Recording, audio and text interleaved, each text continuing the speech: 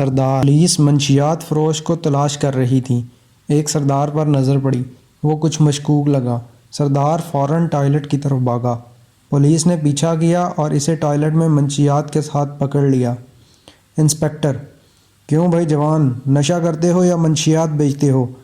Sikh: sir, ये heroine का packet मुझे पिछले साल हॉस्टल के पीछे गली में पड़ा मिला था। तब से आज तक मैं इसे टॉयलेट में बहाने की कोशिश कर रहा हूँ। मैं जब भी इसे फ्लश करता हूँ ये वापस मेरी जेब में पहुँच जाता है।